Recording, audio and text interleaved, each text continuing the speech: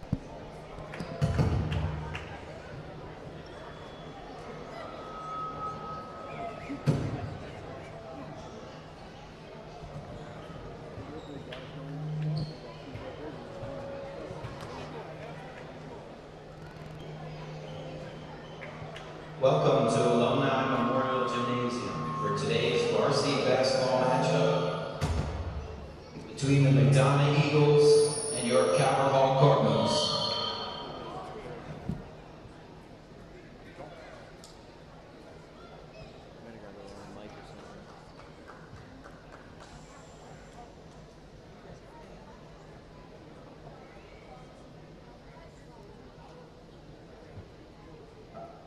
Calvert Hall and the MIAA require good sportsmanship at all events.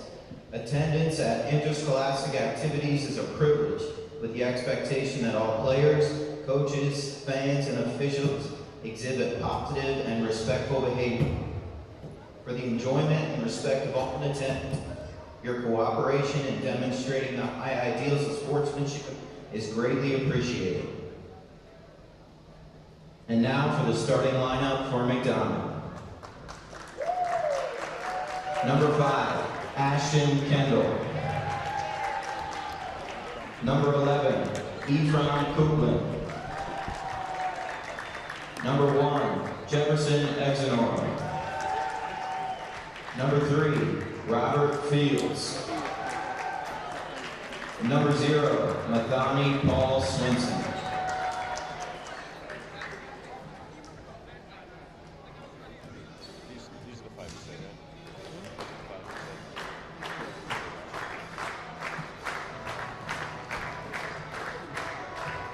And now your starting lineup for the Cardinals. Number 1, Dom Crawford. Number 2, Ty Bazell. Number 10, Troy Tinch. Number 11, Jonah Biggers. And number 21, Brendan Johnson. Your Cardinals are coached by Gary Neal.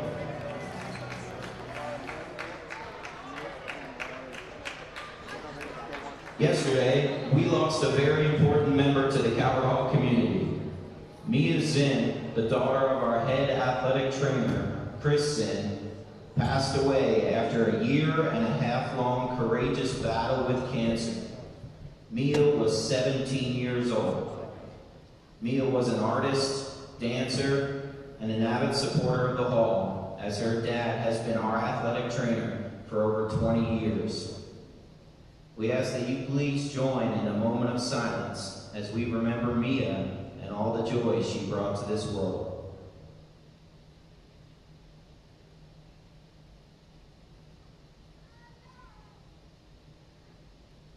Thank you.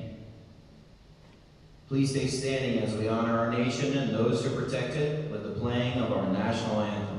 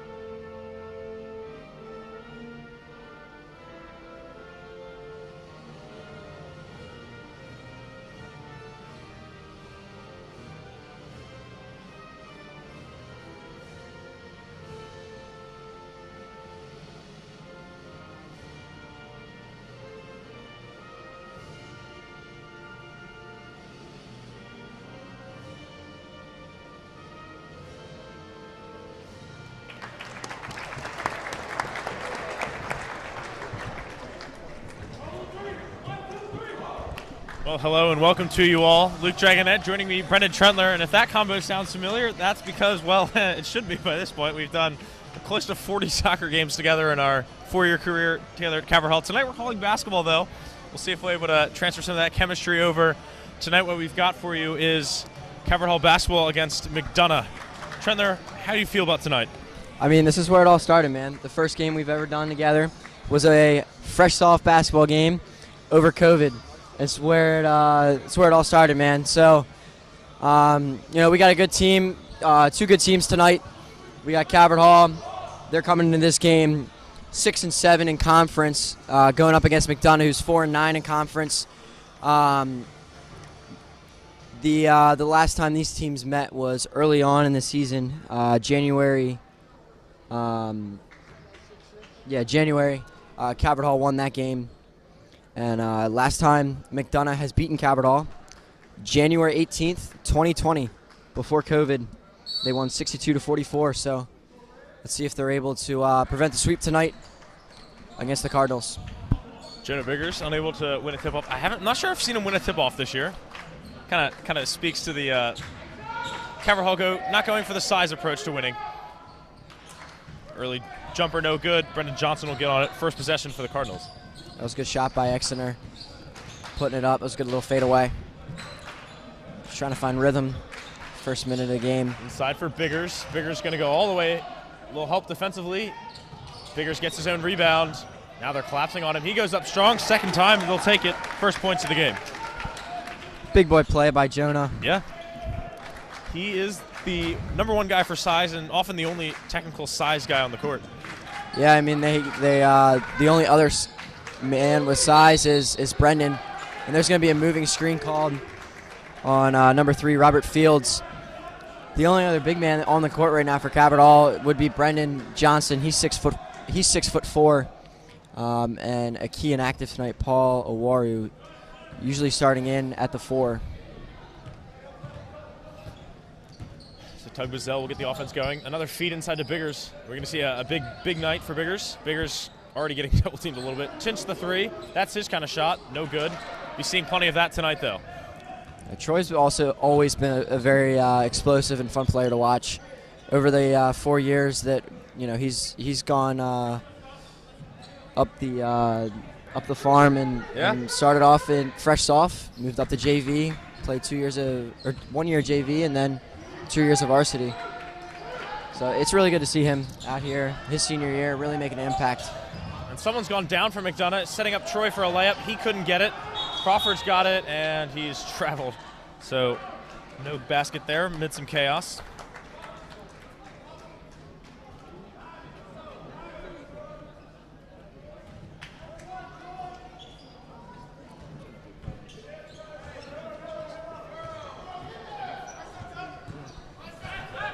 So Paul Swinson will bring it up. Going to go all the way to the lane. Gets the fall away. No good. He's definitely looking for some foul there.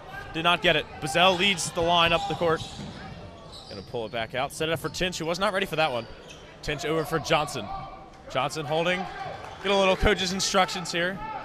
Got 20 seconds or so on the shot clock, so set up something up. Still 2-0, 2 minutes into this game. Johnson all the way to the lane. His pass, he stepped out when he got it back, and it will be a McDonogh ball. Yeah, I spoke with Mr. Flannery earlier today. He was teaching a class and shot him a text, and he was able to just talk with me for about 5 minutes, saying Calvert Hall needs to limit their turnovers tonight, and they also need to make sure they're getting offensive rebounds with McDonogh guys, 2'6", 8 players, just being a little undersized, and there's an offensive rebound.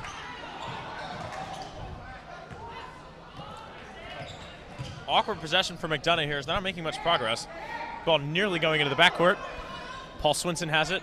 Under 10 to play, a little high screen. Swinson the dish. That's a good possession if it comes for a 3 at the end. That one's going to go behind the basket somehow, out of bounds. Calvert Hall still with the shutout. It's a little easier to get a clean sheet in Shocker, though, isn't it? It's kind of difficult in basketball. I'm not sure how you could ever shut a team out completely. That was a good offensive set by McDonogh. Getting the offensive rebound, extending their time of possession. I was about to say, it doesn't really matter how long it takes to get a good shot if you do get a good shot at this point in the game. Swing outside for Crawford. Bazell thinks about a shot. Going to dribble around in some traffic. That shot looked at least tipped. No good. That ball did not get above the rim. Had to have gotten some sort of tip. There's the 3. No. The lid's still on the basket. Ashton Kendall unable to break the deadlock, or at least the team scoring, I guess. the ice. Ooh, offensive foul. Nah, that one's going to be Troy's first. They'll go against Tinch. Not really a foul trouble kind of guy, so I think he'll be good. But And Coach Neal's going to get a timeout. And it's just going to be a 30-second timeout. yeah, going back to what you were saying earlier about, well, I forget why it was relevant, but I was looking at the old BCL newsletter that they send out. It's pretty good source of information for us. And, well, Calvert Hall currently last in the BCL standings, but they're not mathematically out of it. So we're a game and a half behind Loyola. Our only BCL game left is against John Carroll. If we win that, we'll be a game behind. Loyola has 2 games left, one against John Carroll, one against St. Francis, who are both very strong teams. If Loyola loses those, then we'll be tied to BCL, which, hey, we weren't outright last. And really, I think we should win the tiebreaker because we split in the regular season, but we won our game by more points than they did. So really, I think it's still possible to not finish last in the BCL. Yeah, I think it's definitely manageable. I think we can do it. I think it's possible. Yeah, just got to beat John Carroll. Lost to them by 20 last time around, though. Yeah, I think we're a little undersized with John Carroll. Bazell playing up at half court. Move inside. Denied by Jonah. Oh, but Troy's lost it after all that. McDonogh still can't find their first points of the night. Crawford driving in, and that's going to be an offensive foul called against Crawford. And that was Marcus Williams holding that holding position and drawing the charge. We're on pace to have a game that's got about 16 points scored in it.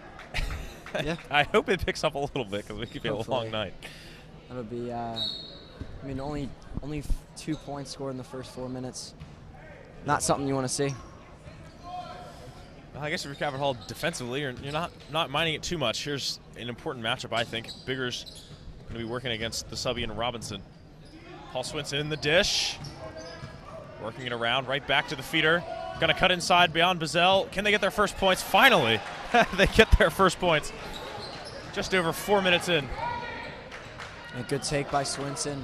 Paul Swinson to get inside, get by Jonah. And this is Bazell. Bazell with the pull-up 3. So Calvert Hall lose the shutout and the lead all in one fell swoop, but then they get it right back. A good rhythm shot by Bazell. Set his feet nicely. Bazell has more points than the other team, 4.5 minutes in. Yeah. Uh-oh, someone got off their switch, but Johnson, a good block from behind. Always dangerous to block from behind in soccer and basketball. Latoga recovers, gets it to Crawford, up for Bazell. Now for Johnson. Johnson tries to get the switch, but aggressive defending there. So Johnson will stick with it. 3 minutes to go in the first. Bazell another 3. And Bazell 1 for 2 from that spot now. Yeah, Bazell, it does look deep, but I've seen him hit from there plenty of times. And that bucket is good for McDonogh. That was Andrew Caston, his first of the night, subbing in off the bench. Yeah, well, you don't want to leave the bench guys open, but you don't want to leave anyone open. But, Johnson cannot get the layup to go. Good defense by Caston. Bazell beaten a little bit. Got lucky with that reach. That could have been a reach.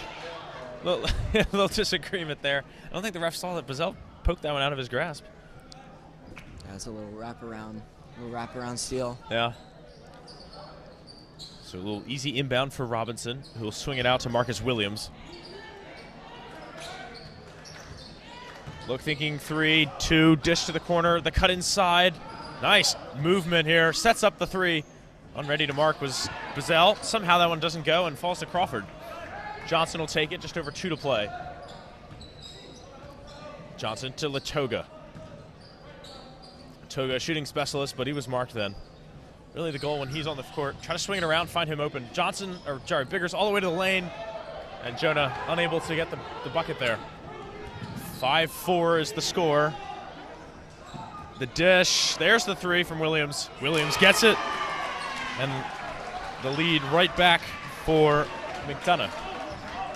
That was a good spot up shot in the corner by Williams. And McDonogh looking good. Last 2-3 possessions. Calvert Hall just has to find some sort of offensive Calvert Hall something that works. And they cannot find it right now. As there's a block for McDonogh. trying to return to what they started with Jonah, but unable to get anything there. Chance to go ahead by 2 scores for McDonogh here. Latoga guarding tightly, but Williams gets around, sets up the dish. Big man does not want to be taking the 3. Now the dish inside. Crawford. No one gets by Crawford. The dish. Here's a deep 3 from Robinson. Oh, nice shot from Robinson. Well, if you're going to leave a guy open to shoot 3, I mean, you want it to be him, but I mean, he just beat you there. Under a minute to go. Yeah, they were running low on the shot clock. Not sure if that was kind of a desperation or if he really can pull it. And that jumper short by Johnson. Bazell inside. Bazell gets the little floater to go.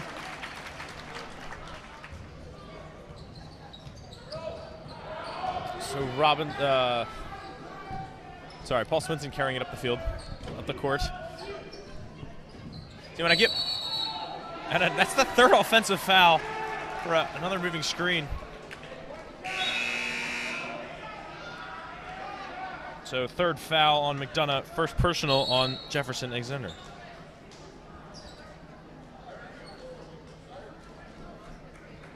And a timeout called by McDonogh. Just a 30-second timeout. Sorry, that's the 2nd foul McDonogh. I've got it on the wrong side. And both these teams struggling so far in the last couple weeks. McDonogh has lost their last 6 games and are 4 for 8 in the new year. And Calvert Hall has only won 1 game in their last 7, and that was to Loyola. What a game it was, though. It was a very, very intense game. And then that was on Monday, correct? Or when? Yeah, I think Monday that was on last Monday. week, though, right? Monday of last week, then last Friday, that heartbreaker loss to Loyola at Loyola. That hurt. And that was not fun to watch. Yeah. Well, it's funny because Troy's in my religion class, and so people are offering their condolences the Monday after. Yeah. You got to feel for him. We'll travel in the corner, give the team the ball for their game-winning possession. Johnson cuts to the inside. A little complicated layup, doesn't go. 5 seconds to go. Got to think quickly here. Deep 3 from Williams. Oh, and that one no good. Sorry, that was Kendall. So interesting end of the first quarter. It's 10-7. We're past 16 points. That's good. Yeah, we're getting there. We're doing better. We're getting there. 10-7 at the end of 1.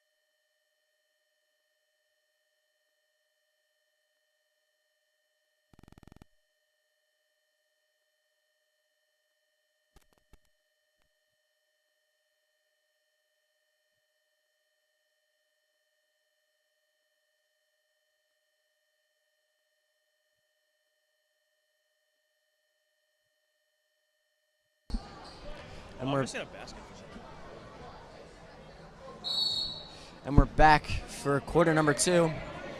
McDonogh in the lead over Calvert Hall, 10-7. And Calvert Hall going to start with it. Johnson brings it up for the Cardinals. Johnson dishing out to Bazell. Bazell with a nice little step back. A little too hard. And now McDonogh pushing quickly. Pass inside, fade away. That's going to fall. And that was Ashton Kendall. Gets it to go. In case you were wondering how little scoring there was in that first quarter, I only used 1 column of a loose leaf page used going sideways. No one really had more than one basket. That block somehow falls for Calvert Hall. A little underneath the basket passing. Going to go to McDonogh. Too many passes, I think, in there. And they couldn't get away with it. And that is one tall guy to guard. He noticed it a little bit without Biggers on there. Here's Crawford. Crawford tasked He'll guard anyone, no matter his size. Just swinging it around. Cover Hall going a little small ball at the moment. Nice. Here's a 3. End of shot clock. Good defense. Caldwell getting the rebound. Johnson looking. Giselle thinks about it. Gets it back out for Johnson. Johnson, nice one-handed catch. Johnson going to go all the way to the lane. Forced outside. I don't know how he got that to go, but he deserves a medal for that. Yeah, refs letting him play tonight. I mean, we've seen probably the most offensive fouls we've seen in some games. Yeah, 3 or 4 fouls in the first quarter. Refs letting play, other than the offensive fouls, but really there had not been a free throw yet this evening, and that foul going to be on the floor, and that foul going to be against Caldwell, and that's his first. Team's third, only 5 fouls in this game, which no complaints here. 10 minutes into this one, Biggers subbing in there for Crawford. Feed inside, gonna go right back to Caldwell, and I believe he traveled. That would be accurate. Yep. Just got to watch the pivot foot. Which one? I don't think he was pivoting off either. I don't know what really happened with the footwork there, the agility. Giselle feeding for Johnson. That's a very contested pass. McDonogh really not letting him have anything. Giselle all the way inside, swinging it back out. That's Latoga's shot. He's going to let Johnson take it, though. Johnson unable to get it. Good rebound. Out come McDonogh, up by 3 at the moment. In the last 2 games I've seen from Johnson, struggling a little bit from the shooting aspect of things. They relied heavily, the last game I watched was that Loyola game, they relied heavily on him with the absence of Bazell. And a layup there for McDonogh, and that's Andrew Caston. But he's been struggling a little bit, it seems, and I think having Bazell back, the last couple games has helped.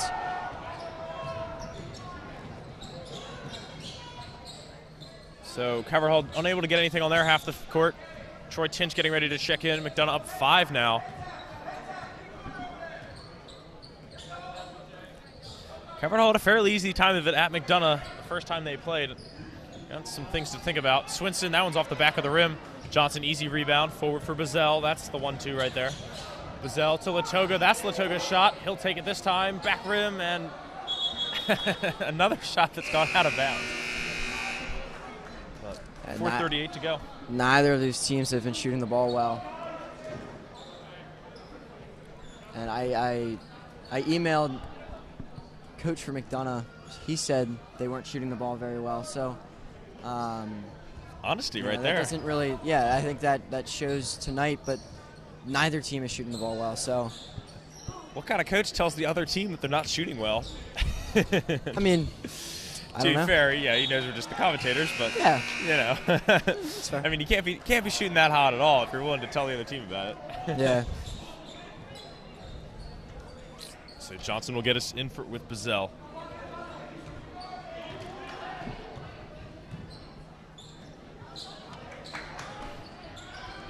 Caldwell.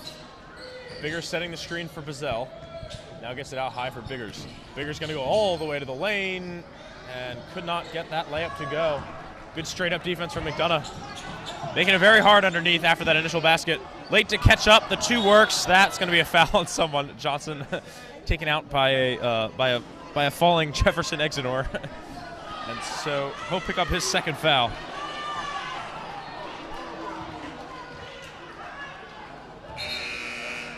So 2 on Exenor, and Caston will come back in.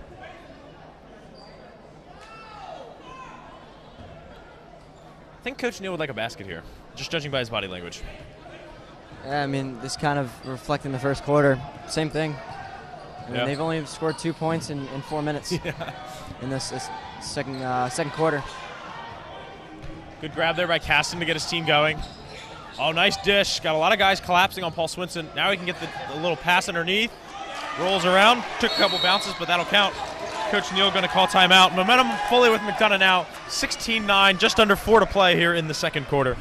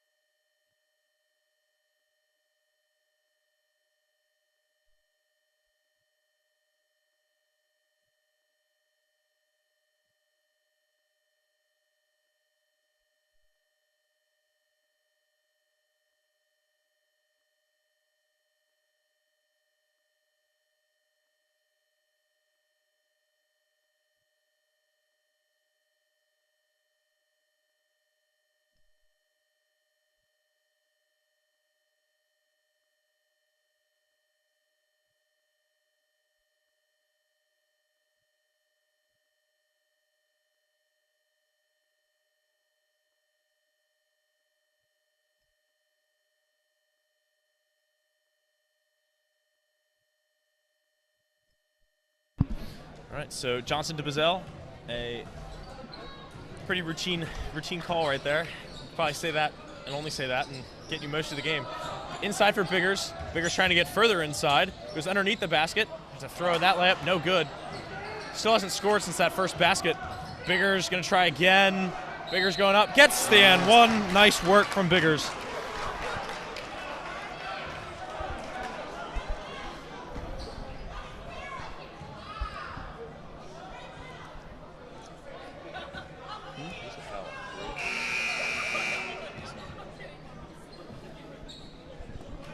So that was the second foul on Robert Fields, and he's going to sub out. Coming back in, Ian Robinson. Yeah, I mean, he looked pretty straight up. He was arguing a little bit. He looked very straight up. I mean, this is the first free throw of the game. 1 for 1. And Cabral cuts the lead to 4. That was a big play by Biggers to just get Cabral in some sort of rhythm, trying to get them back into this game.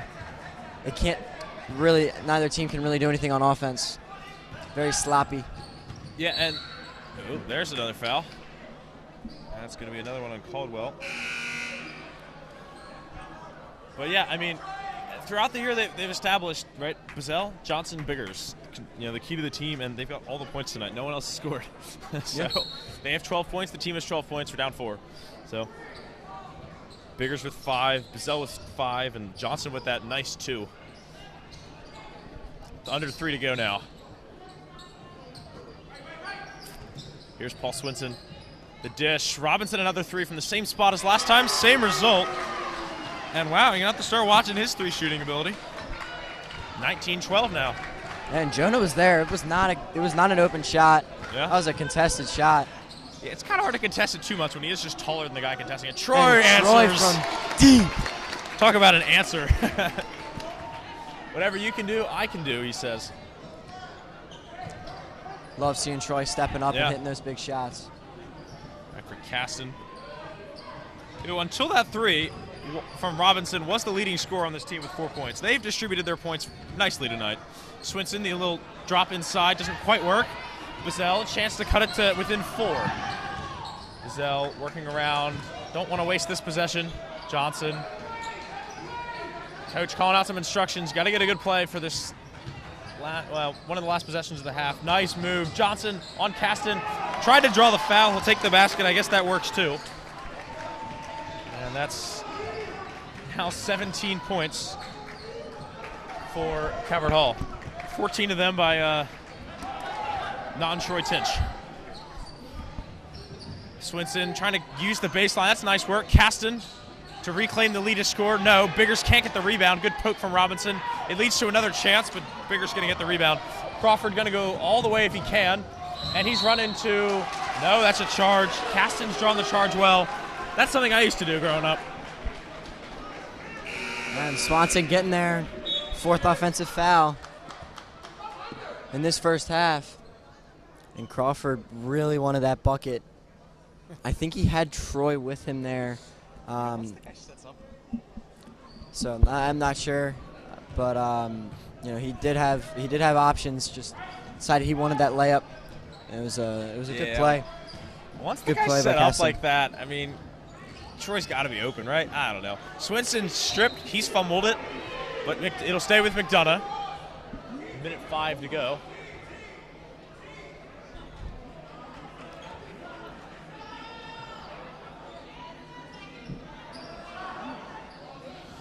Johnson not going to give him an easy inbound. He'll have to roll it to Robinson pretty much.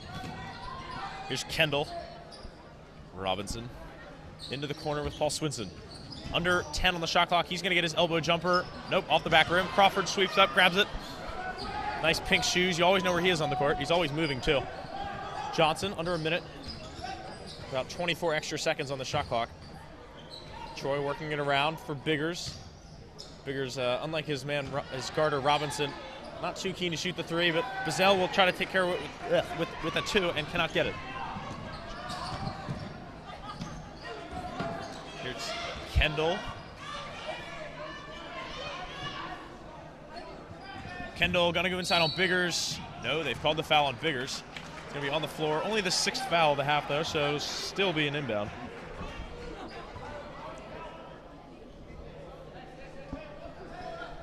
Quick inbound for Caston.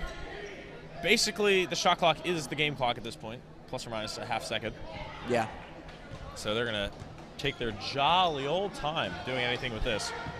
Paul Swinson all the way to the lane. Well, he's decided, I'm going to take advantage of the opportunity while it's there. And he's got 4 points now. Now they got a second to shoot it. And I don't even think he got the shot off. So that'll end the half. A 4-point game. We've got a thrilling contest setting up for you here on our penultimate home game for you. Anything you'd like to say? What do you think of that half? No, I think it was a good half. Both sides a little sloppy. They can pick it up, but I think we have a special guest coming on today at halftime. So give us about a minute or two, and we'll get that for you. So stick around, maybe grab a little snack or something, and we'll be back in a couple minutes. No, I wouldn't even do that. I mean, here he comes. Stay in your seats.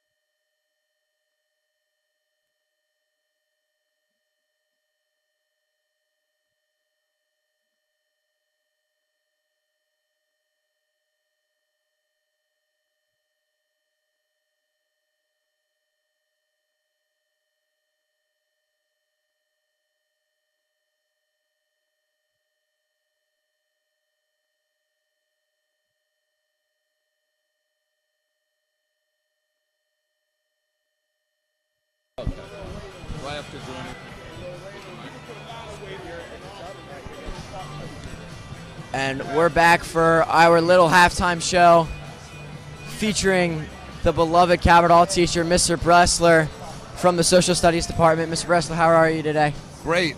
Glad to be with you. So, Mr. Bressler, we had a sort of eventful half, a little slow, a little sluggish. Any thoughts from the first half on either side?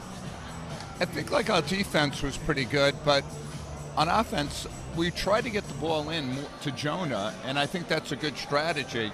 I don't think he was getting any calls, but he also puts the ball down on the floor a lot. That allows like double teams. But I think Coach Neal's going to want to continue to try to get him the ball. It might help when the double teams come out to sometimes kick it out to Tinch or one of our shooters. Yeah, I think, as you said, they're bringing that double, and there's been a couple of chances that Calvert Hall has had. They're struggling to move the ball a little bit on offense, and once it gets into Jonah, it will stay down there. Usually it doesn't come back up after it goes into Jonah, so I think maybe getting away from that and really trying to work the ball around maybe before it gets in, or if it's not there, kick it back out. And utilize the shot clock to the best of their ability. Yeah. But yeah. Also, like we don't really like on those pick and rolls. We rarely ever get the ball to Jonah off the screen. You know. Yeah.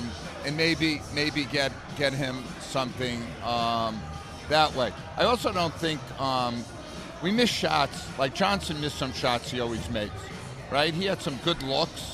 Like some open threes that he's a really good shooter. So hopefully he warms up in the second half. Yeah, as I said in the broadcast, but I watched him against Loyola when we were playing here. He just seemed a little off, and I don't know what it was. He did not have Bazell during that game. Had Bazell that last Friday. Couldn't pull off the win on Friday at Loyola, but when they were here, he just seemed off. Everything was short, and I think not everything short tonight, but kind of his shots are a little all over the place, and I don't think he's really in a rhythm that he was in towards the beginning of the year. And just something kind of seems off with it. but I think, guys are stepping up. If we see Latoga continuing to step up, against Loyola, he played very, very well. And these guys have got to step up. And they're undersized today for sure. I also think with Johnson, everyone's getting their second look at us, and every coach is probably saying if you stop 21 on Calvert Hall, you probably could win. So, I think, every time he turns the corner, there's help. He doesn't get, even though I think he's missed a couple of clean shots, and I agree with you, at the beginning of the year, it seemed like he hit everything for a while. Yeah. But I also think defenses are keying on him, and, he's a junior, and he's going to have to, realize how to. And by the way, I don't know what you think. Some of his drives, he seems like he's getting hit and not getting any calls. Yeah, I think the refs really letting him play. We didn't see a bonus for either team in that first half. But I think it was kind of crazy. Dragonette and I were picking up on it. There were 4 offensive fouls in that first half, which is something that I've never seen in a game. And it kind of is a weird. This game just kind of has a weird feeling to it. I don't know what it is. Yeah. But I thought the offensive foul on Crawford, not the first one, but the second one down. Mm-hmm. That one didn't even seem close to me. Yeah, I don't know. From where we were, I think you had a little bit of a better angle on it. We couldn't really see because Crawford was going right at the basket, so we didn't have a good angle. But I don't know. I couldn't really tell.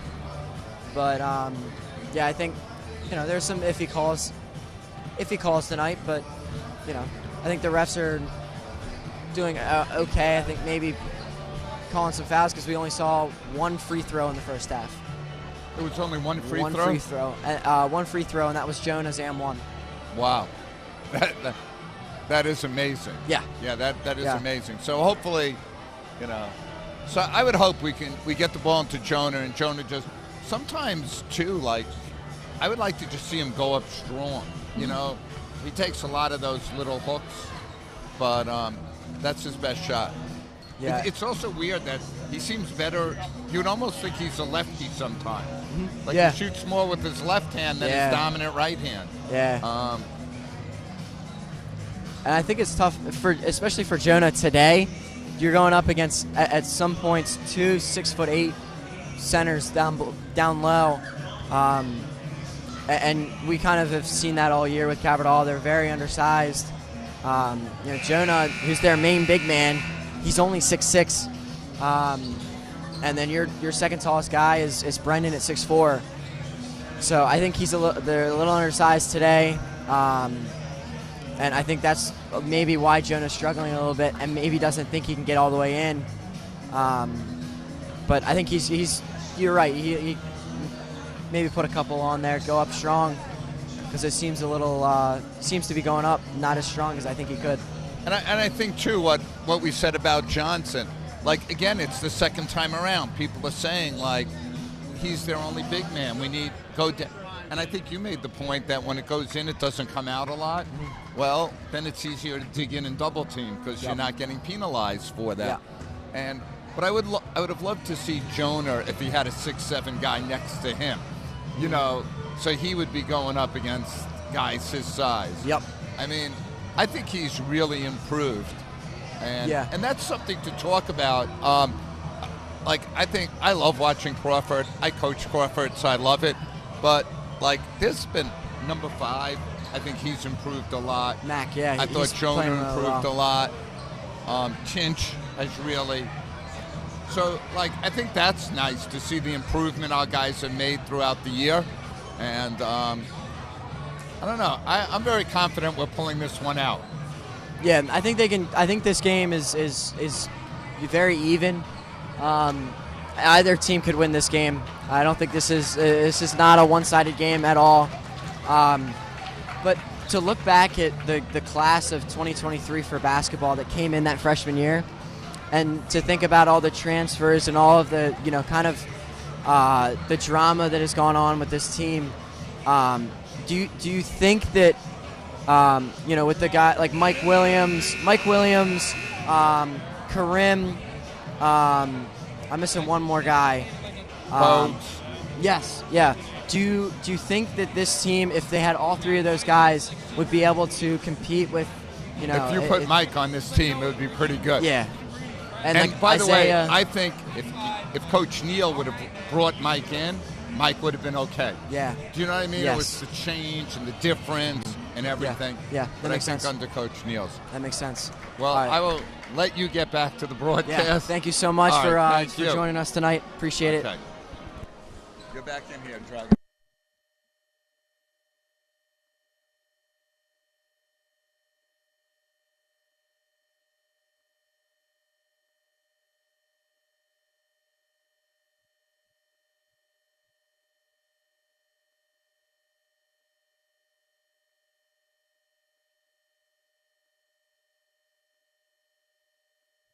See, I'm not even sure if I'm worthy of speaking on this mic now that Mr. Bressler's used it.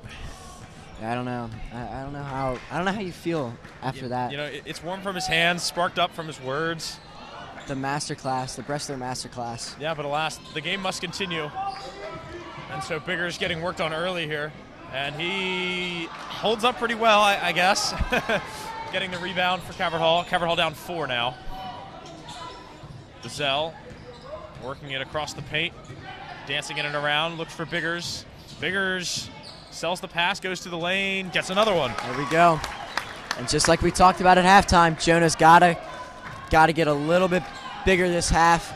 He's got to go up strong, and I think, you know, Mr. Bressler made a good point of he's got to get into the paint.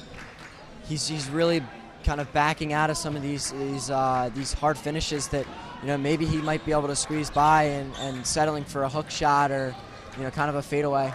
Got to go up strong. All the way to the lane. That's strong right there. And a foul called very, very late. I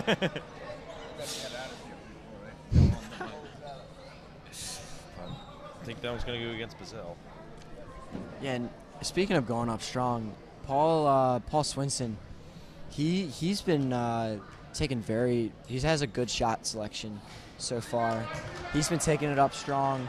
Had that layup at the end of the half, but has been getting into the paint, getting to these elbow and free throw pull up jumpers, and has been, you know, it's just a little off, but he's getting a really good looks on offense.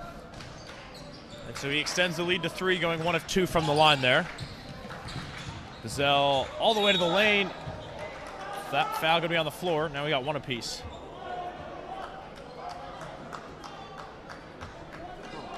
Coach wants a shooting foul. We're still waiting who they've technically even called it on. It's going to be orange 11.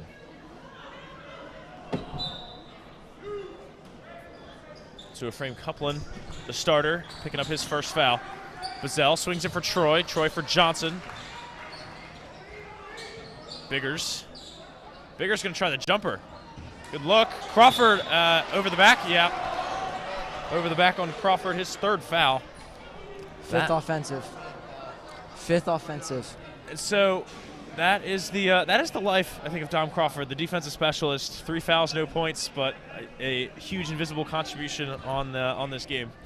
He's got to be careful though, because he plays good defense. He gets rebounds. For this team. He's very underrated. I don't think it gets as much credit as he should. Yeah. And as Mr. Bressler said at halftime, he's improved significantly. And he's one of those guys that has been up the ladder of fresh soft JV and now on varsity. Yeah, I remember his intensity playing fresh soft basketball. That was fun. I mean, he was fun to watch. Yeah. You fear nothing more than a guy who really wants it. I mean, everything else doesn't matter when he is as determined as he was. I mean, nothing was going to stop him. And if it did, he wouldn't let it stop him next time. Bazell layup no good. I think Crawford's kicked it out. That's incredible agility, although it's not a legal basketball move. He's kicked it out to win the ball back. That's pretty good.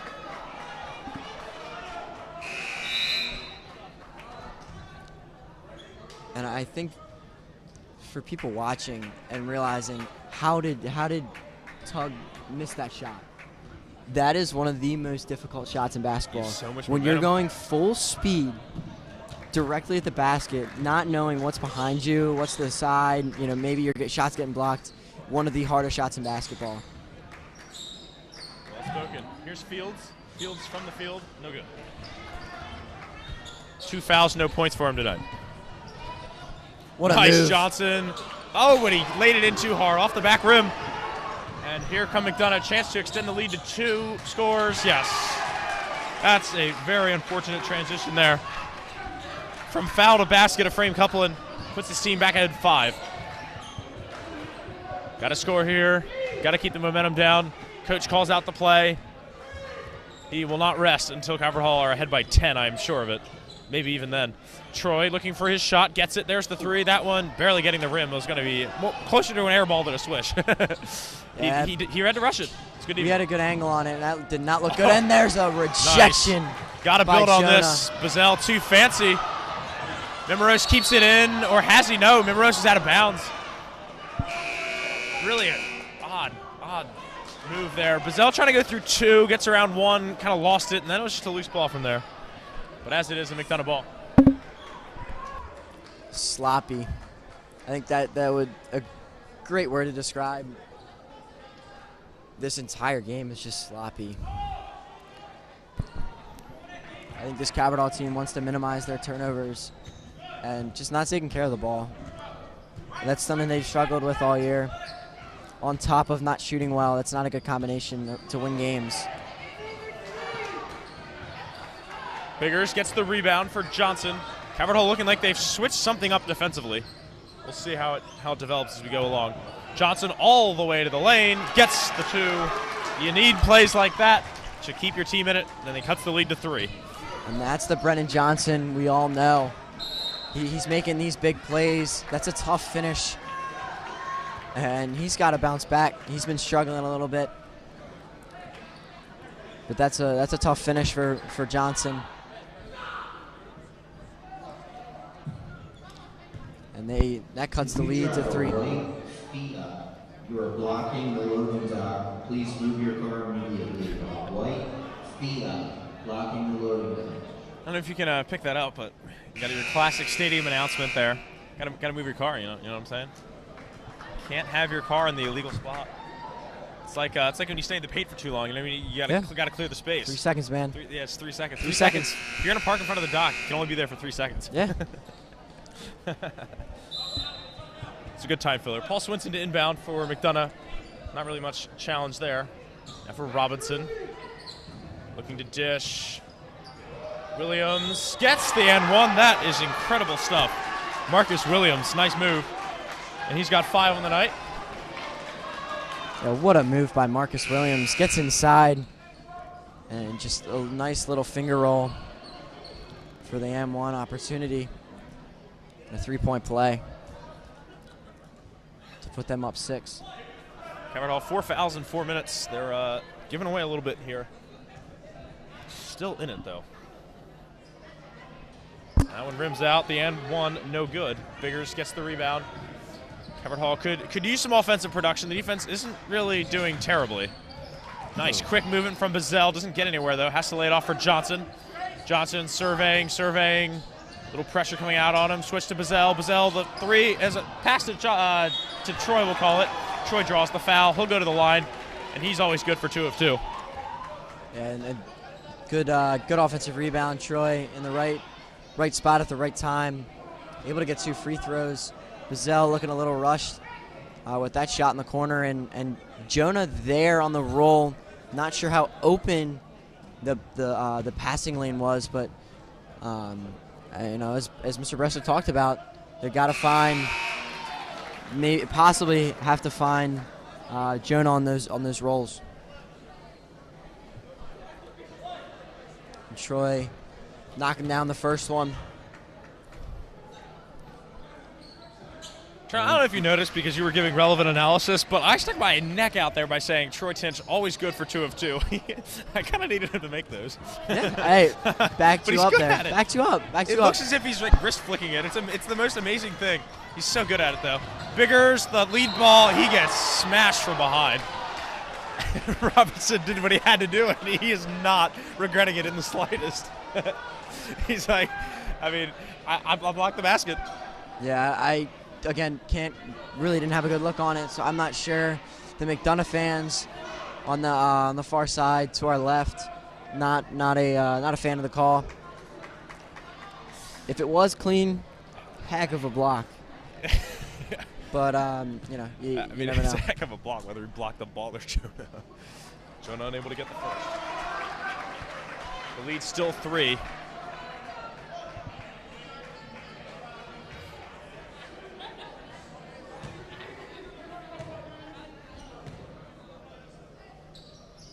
Nice, Biggers.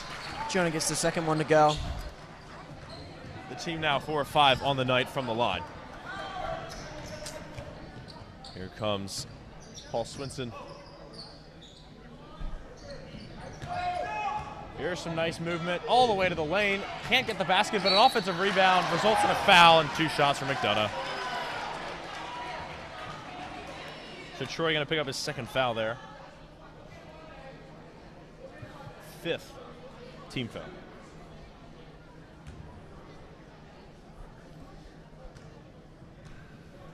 I hate those fouls picking up when I was playing. You know, I'd always just be like, I'm trying to get the ball, and you just end up swatting someone's arm. It's unfortunate. So the 5th point there for Frame Coupland. Chance to make it 6. And down it goes. So Bazell will get us going. They're down 4. They've shifted the balance a little bit. Calvert Hall in their favor. Latoga stuck in the corner, gets it to Troy. Troy wisely switching. Biggers thinking about a screen, gets it set. Johnson can't do anything with it. Latoga, Bazell, good swinging here. 10 seconds on the shot clock. Calvert Hall still waiting. Oh, nice dish. Tinch for the, oh, it got tipped. It's short because of it. And unable to get it there. I mean, it was a good shot, just the slightest of fingertips. I think it was going in otherwise. McDonogh is playing very good defense. Very good defense. There's a foul.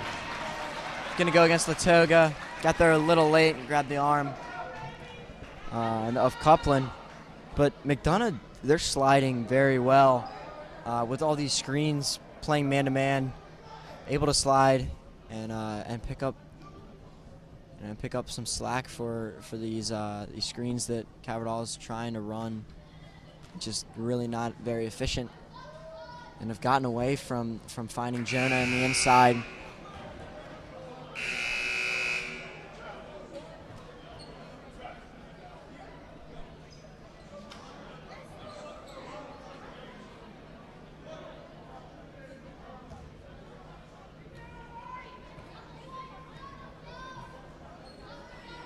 So Exonora will go 1 from 2 of the line, and now a sub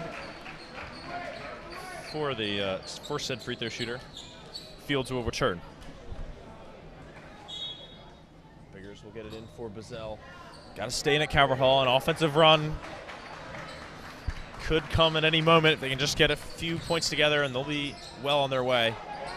Just waiting for the lids to come off the baskets a little bit. Johnson working deep 2, not the shot you want. Didn't quite get it.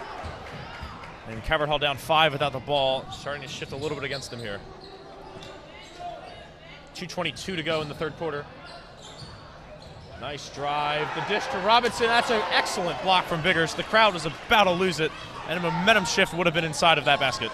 Yeah, you knew he was going to throw that down. Yep. Oh, what a move by Troy. Troy Great finds pass. Latoga. Latoga in the That's why corner. he's on this team. Oh. Didn't get it, though. Yeah. Another air ball for the poor lad. He's been shooting very well. I know. It's unfortunate to see he can't find his rhythm. Can't find the shots tonight. And that fade, no good. Good Bazell defense with from a Biggers great again. rebound. Yeah. Little one hand. Bazell with a shifty move. Latoga pump fake. Now Jonah over to Troy in the corner. Troy pump fake. Midi. Good. That's it. How many shot fakes in that stretch? There was probably 4 or 5.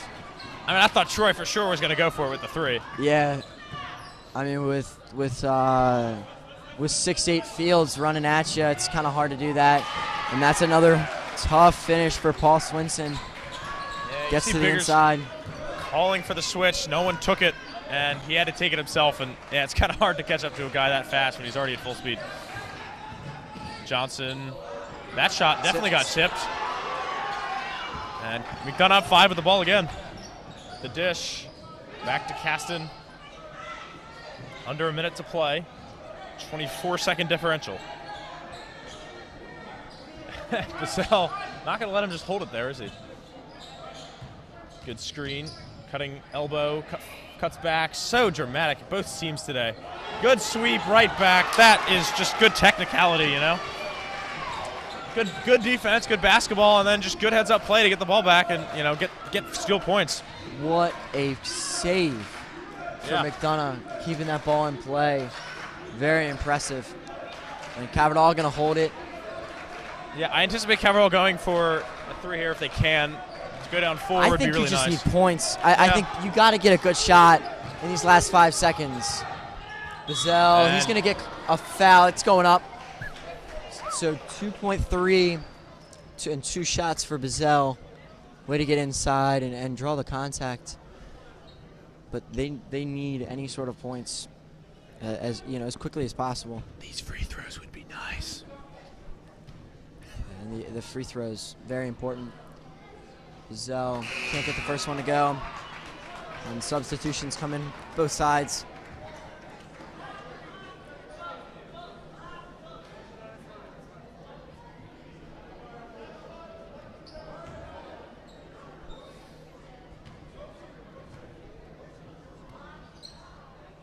Nice from Basel. At least gets the one.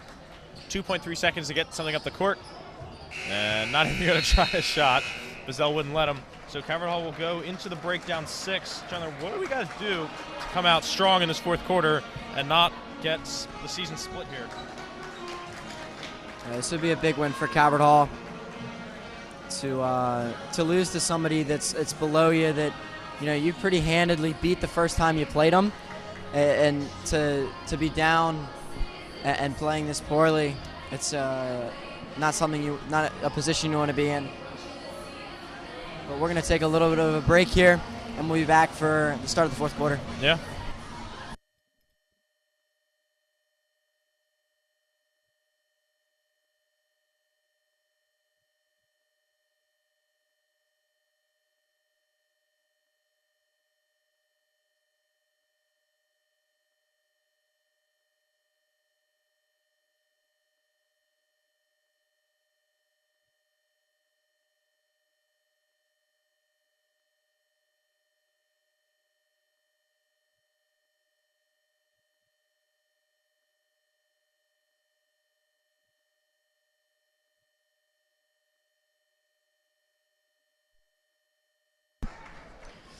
And we're back for the start of the 4th quarter. Caverdall with possession.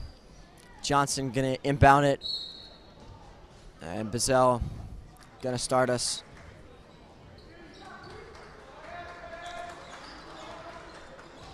Caverdall down by 6 at the start of the final 8 minutes.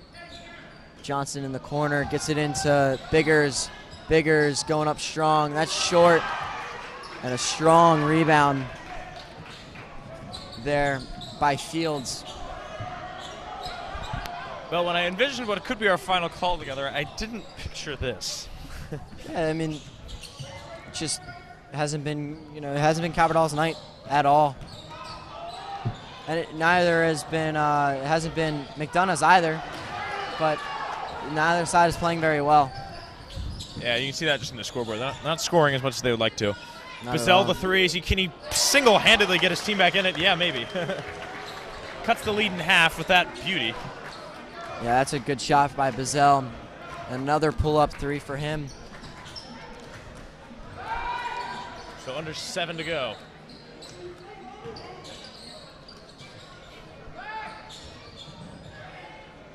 That one is nearly an air ball. A good move by Kendall, just couldn't get it to fall. Basel's feeling another one to tie, though he's foul shooting 3. Could come out of this tied. Yeah, and that shot was very short. Barely hit the net. Lucky he got, very fortunate he got the foul. Yeah. There's one for Basel. He's already used his miss. He kind of has to make the other ones tonight, you know, keep that percentage up. Mm-hmm.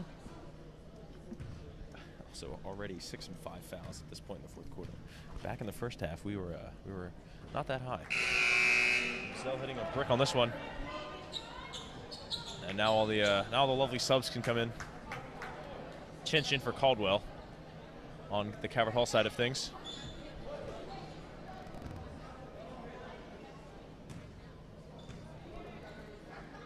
Bazell, nice. So the lead is 1. Given the way we've been in earlier points of the night, could be worse. 6.5 to go. Yeah, and I think Calvert Hall, based off of how tonight's been going, I think they're in the spot they want to be in. They've cut the lead to, something manageable, being down by 6 coming in, and now a minute and 30 seconds later. And now here comes the trap. And Gary Neal and his squad's going to get a turnover and a steal. Calvert Hall with numbers. Troy in the corner. Troy. Huge. Short. Oh, Biggers the rebound. They didn't box out. They just assumed he'd make. Biggers gives him the lead. Huge offensive rebound for Jonah.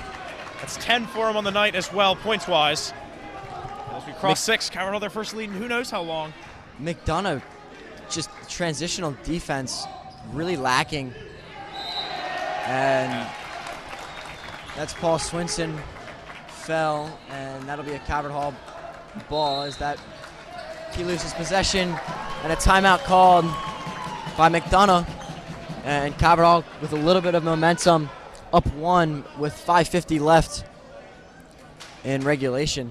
Yeah, and here's where you have to micromanage. You've got to make sure you do every last little bit of your planning right here, really for both teams, but from a Calvert Hall perspective, you've got to take this and run. Got to get the next 3-4 possessions absolutely right. But if you do that, I mean, you can salvage what has been a pretty rough night offensively for sure. Yeah, I think this last 5:50, coveting the possession, making every possession, every shot count, and always trying to find better looks, because there's always a better look. And Calvert Hall has struggled to find that look tonight. Taking difficult shots has not been paying off for them, and they've just been very unproductive on offensive side of things. But finding good looks is how they're going to pull this one out. I think both sides, and it's finding that. And they'll be whoever can do that the best. I think is going to pull it out tonight. Yeah. Chandler, with all the college admissions coming out, I think the odds of this dream team continuing beyond the spring season pretty slim, because the only school I got into was Maryland, and you got into, I think, like every school you applied to except Maryland. Yeah, so that's it's about it. Exclusive us ending up at the same school. That's about it, Drags. But you know what? We scored the last 7 points. I'm feeling like maybe we can get an exciting finale to our at least our winter call together. And you never know. There might be a spring game, probably baseball if anything. And Johnson can't get it to go. Coach said that wasn't the play we were supposed to run out of that, because, like I said, I think he's taking everything into account. He's planning everything. He's like, he's coming up with his best plays. You got to get points on these possessions. You can't put this into a blow for blow kind of game. You've got to be able to take this lead and not give it back. Johnson puts it down. Coach will take the points grudgingly. He's still not happy about whatever he called not going quite to plan. Only Troy in there in the boxes to box out for this one. I'm not sure how much success he's going to have against Robinson anyway. Yeah, I think there was supposed to be somebody in the corner. I'm assuming that person would have been Troy. That's where Troy, I think that's where they like Troy at, is in the near left corner. So I think there was some sort of play. That play was designed for Troy to get the 3 in the corner. And a floater, 2 bounces, no good. And Jonah with a big rebound. Very good. Good teamwork. And now 9-point run. Can they extend it? Really, Calvert Hall, the only team to even score in this quarter, I think. I'm trying to do math in my head as my nails continue to get bitten off. Johnson, long 2. I think it's off Troy's head last. They hit off his back, his head, something like that. It's bouncing around. And that's a shot that we usually see Brendan make. It's a hard shot, though, isn't it? It's a hard shot. He has momentum going towards the baseline. Yeah. And he does a very good job of getting up and jumping straight up rather than leaning and shifting that momentum into his vertical jump. He does a very good job of that. Buzzell not biting on the shot fake. McDonogh trying to go inside for the 2. That is great movement. Drawing the foul on an otherwise good defensive possession. And they're going to get 2 shots and a chance to cut the lead to 1. Let's see who the foul was on. It's going to be on Johnson. Foul-wise, he's fine. That's only his first, maybe second. I lost track at this point, but yeah, the scoreboard's saying his second. That would make sense, I suppose. But that is Cavert Hall's 7th foul, so now beyond this, they'll be in the bonus. Exenor knocks that one down. He's now 2 for 3 from the line, 2 points overall with his that pair of fouls.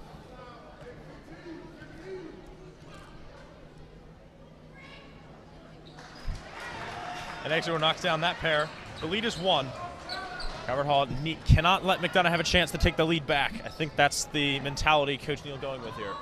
If we keep scoring, they can never have a chance to get the lead back.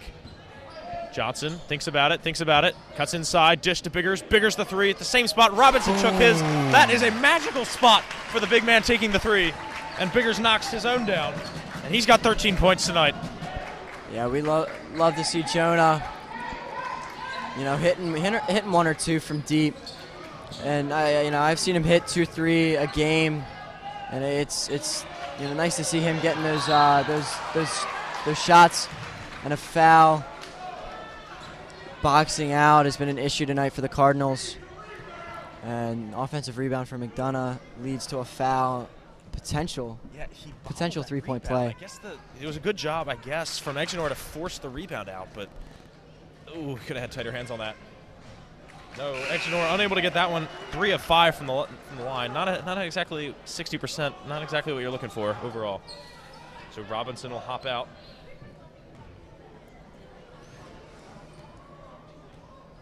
Cavert Hall.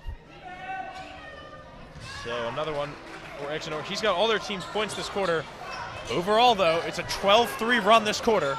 Cavert Hall with another very good 4 minutes. First quarter and fourth quarter, they started off allowing 3 or fewer points in the first 4 minutes. Buzzell finding space. The short 2. Oh, Biggers thought he got the tip in just off the rim. McDonogh get a possession back and a chance to tie if they want it. The dish. They're thinking about the 3. It's there. No, that would have been a crazy twist. Crawford the rebound. Cavert Hall, they can just take this possession very carefully, very intentionally. Run the play that I know Coach Neal is talking about doing right now. They can get up 5, and then 3 minutes to go. Maybe, just maybe, they can start to lock this thing up. The dish to Buzzell for 6. Yes! The lead is 6. This game flipped completely in the fourth quarter. It's something magical that Neal has come up for us on our senior night. The lead is 6. And Cavert Hall starting to find that momentum of the shots, and that's going to be Cavert Hall ball turnover. As Paul Swinson steps out on the baseline. Great defense by Cavert Hall. And look, it's just how it's poetic. That play that he's used to create so much space this entire game, and it goes bad for him when the momentum's against him at a big moment, down 6 under 3 minutes to go. It's all too fitting. Now they just have to control the lead, have been at a deficit for the majority of this evening. Just have to keep this lead. 2.5 to go. Buzzell very hard to press. Biggers stepping out. No, so McDonogh will get a free possession. And it's not all, what's the expression, roses and something else from here on out. Still a little bit of trench fighting to do. 2.5 to go. McDonogh could cut the lead to as little as 3. Well, 4 if you count the 3 with the and 1, but I don't think that'll be happening. Exenor, now Williams. Cut inside. Biggers can't get there. That's a nice 2 from Andrew Caston. He's got 6 today. 6 pretty hard-fought basket points for him. And Caston, that was a great move to the inside. Not afraid to get inside and get a nice layup off. And feels a little too physical with that's Biggers. Interesting because Well, A, he's kind of in foul trouble now, but B, you get the ball back faster? I mean, there's almost not the end of the world because you save 15 seconds and you've got Biggers shooting a 1-1, which... Yeah, I mean, Biggers has been okay at the line this year. I had his percentage, and I don't have it with me today. Slacking. I did not print that out on the spreadsheet. I'm kidding about calling you a slacker. Don't take it personally. Did not have that. I didn't print out that one. I forgot to print that one out. And see, Biggers unlucky there for sure, but McDonogh get the ball back 15 seconds faster and without giving up any points. Yeah, I mean, it almost turned out well for him. This to cut the lead to 1. That's just a shot that doesn't work against the momentum. But oh no, an offensive rebound, a second chance, a third chance. McDonogh steps out of bounds, and that hurts. To have the offensive rebound there, a chance to cut the lead in half, you can't do it. 94 seconds to go. Caverdall up 4. They've just got to be good on the ball. Bazell, they know, is hard to press. They've already stopped trying to press him. Oh, but he's been dispossessed. A little one-man press. Bazell, he's fouled him. Interestingly enough, Bazell with the foul. Well, I was praising Bazell's passing abilities, but then he's dispossessed on the ball, which is strange. I think, yeah, I mean, a great steal by Paul Swinson. Bazell just not taking care of the ball. And down by 4, every moment, every possession counts. So we're going to take a little break during this timeout. 1:24 left. We'll be back in 30 seconds.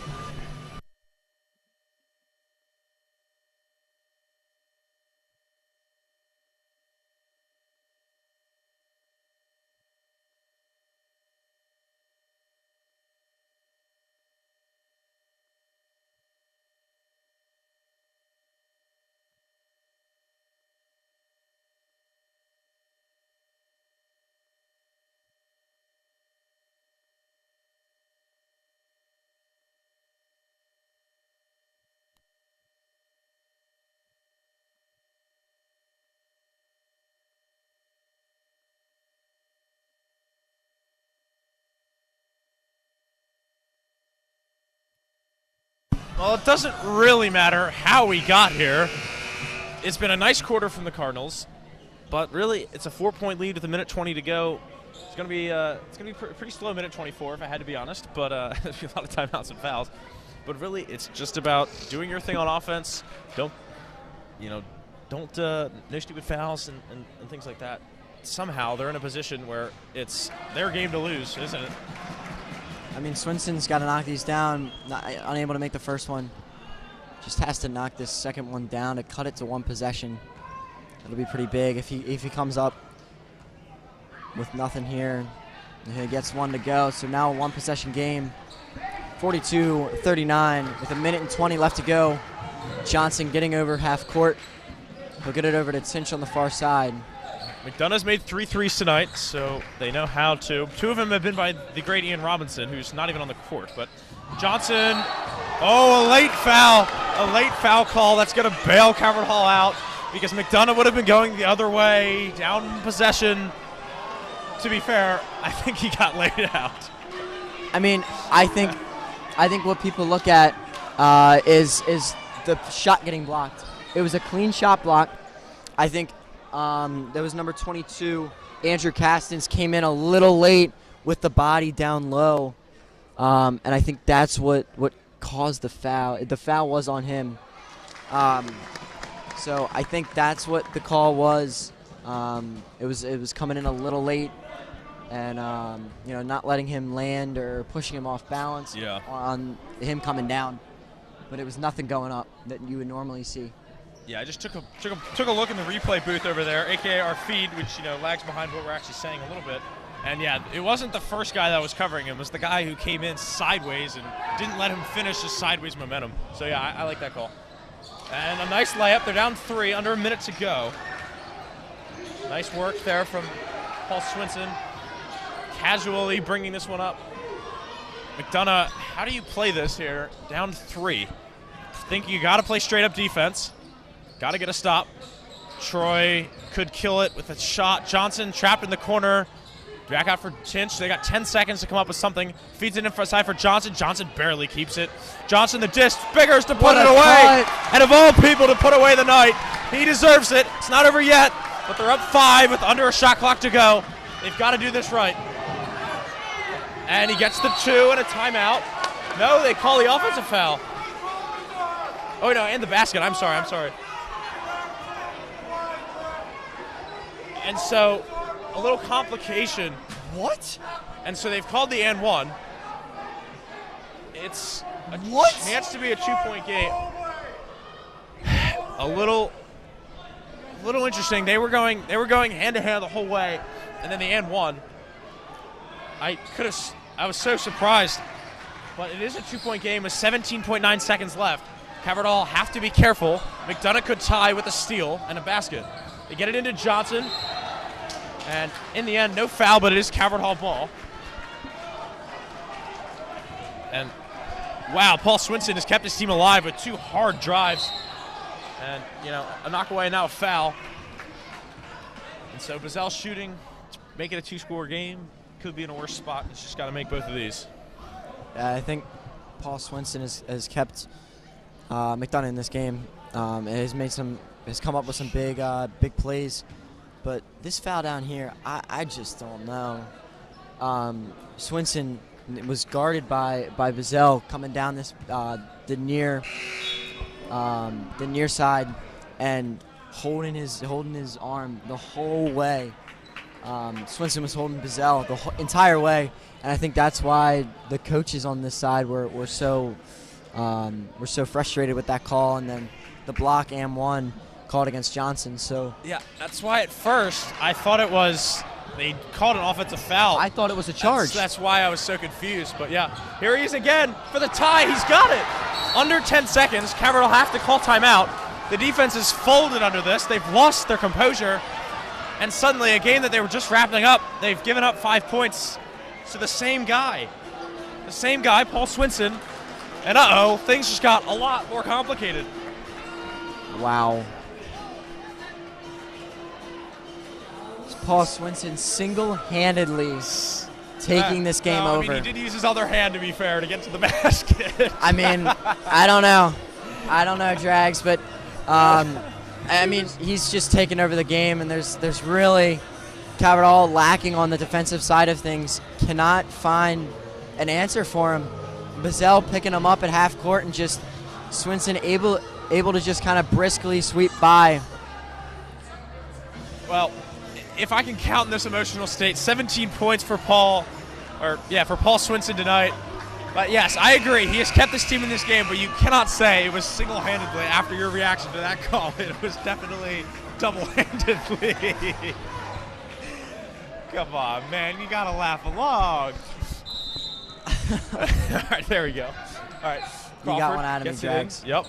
Here comes Bazell. The press not even worth it. They're going to put it in his hands. Or Troy the dish to win the game. No. Can't get the shot off in time. We're going to overtime after all this. Oh, my gosh. Troy thought he had it. This place would have absolutely erupted if Troy Tinch would have hit that shot. Oh, my gosh. Oh, my gosh. If Troy Tinch would have hit that shot. Wow.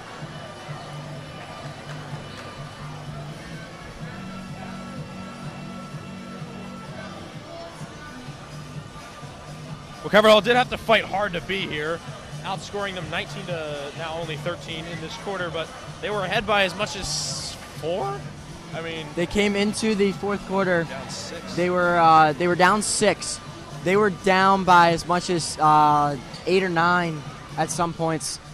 So Caverdall has really had to fight back in this game, and they've done a great job with fighting back, and now getting into overtime. But McDonogh, both, this is either team's game. It's who really wants it more and who can limit the turnovers and who can hit these shots, because neither team can score the ball. We saw the most scoring in that fourth quarter. So maybe both these teams shooting a little bit better now. Man, very businesslike. They're not even switching ends. They're just saying, hey, we're going to play another half quarter. And Biggers winning the tip. I haven't seen Biggers win a tip yet this year. And it took him 2 tries, but hey, he got it. So a very tense 4 minutes coming I already had no nails. I wonder what's going to go next. Bazell the 2. Oh, those are pressure moments. Didn't get it. Crawford still fighting. Expect him to stay on the court the whole time, I would think. Yeah, Crawford, I think, has 4 fouls, 3 or 4. Gotta use them all. He's got to be careful with that because he's a big player that they need in the last final minutes of this overtime. Nice drive, Williams. Johnson. Wow. Oh, and they called the N1. That is an incredible. How does his body twist like that? You know, Mr. Mitchell standing over there in the corner looking very disapproving. Expect Johnson might be getting detention for that. if Coach Neal doesn't make him run a few laps in practice for that, that's unlucky. Yeah, I mean Marcus Williams, that's his second or third layup with contact, and somehow I don't know. That looked like a Plinko machine. You're just like waiting for the ping. It looked like a Kawhi Leonard. Yeah. It just bounced. It hit rim four or 5 times. Jonah inside. Jonah, little put up, can't get it to go. And now Swinson, nice pass to Williams. Williams over now to Swinson. Yet to take a 3 tonight in the corner. Just a little strong. And Crawford can't pull the rebound, and it stays McDonogh ball. And it's these second chance opportunities for McDonogh that has kept him in this game so far. Yeah, minute in, Cabot Hall down 2, could be down 4 pretty quickly. Williams, the only guy who scored in overtime, they might go to him again. Fields. Williams looking around, what does he see? The big drive from 0, the layup almost uncontested, and they're up 4. 19 points from a guy who's really the only reason that they're in the overtime as of 4 minutes into the fourth quarter. Paul Swinson just really getting to the basket so well. And Troy, baseline, he'll step out of bounds. No basket, he stepped out. Stepped out of bounds. And this is one roller coaster ride of emotions because now, I mean, a computer would give, I think, McDonogh like an 80% chance to win this. This is unfortunate.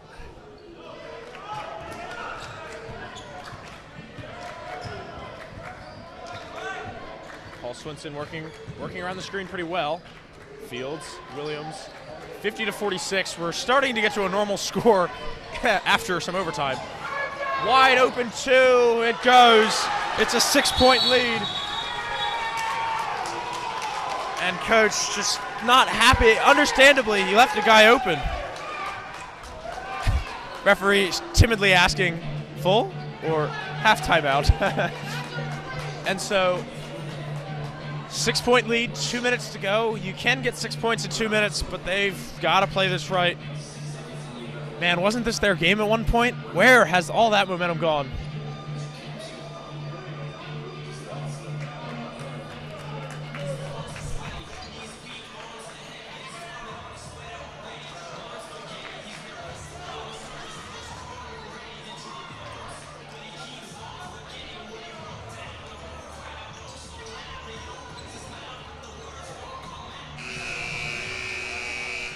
Coming out of the timeout. 2:05 left to go. Cabot down by 6. Let me see if you can figure this joke out.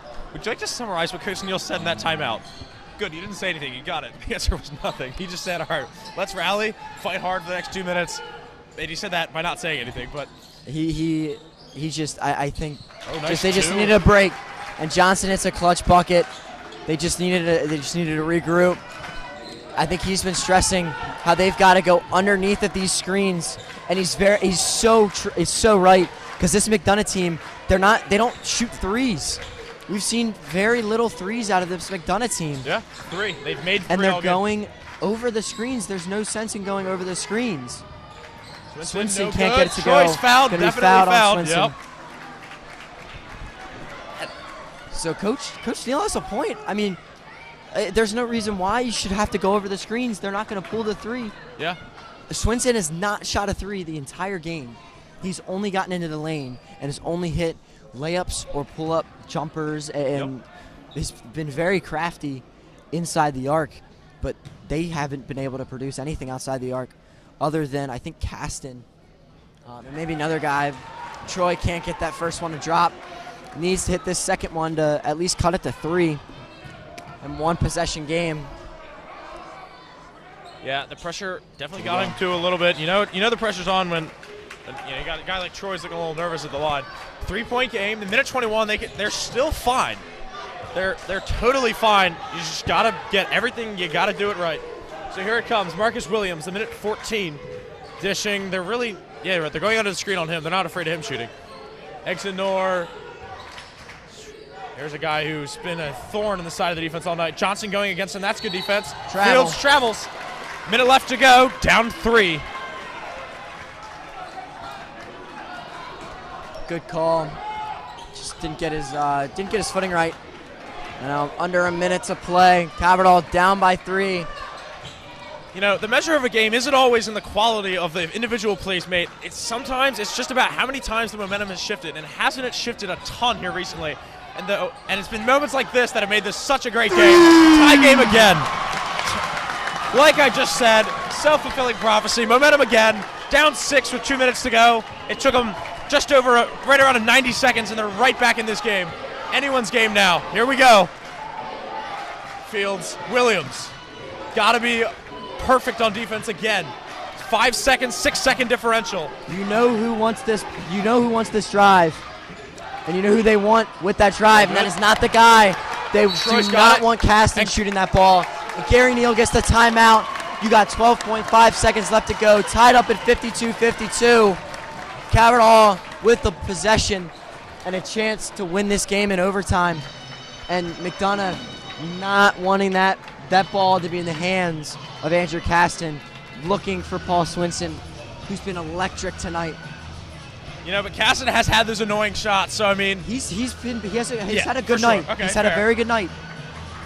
But he was not the guy that they wanted that ball to be in the hands of.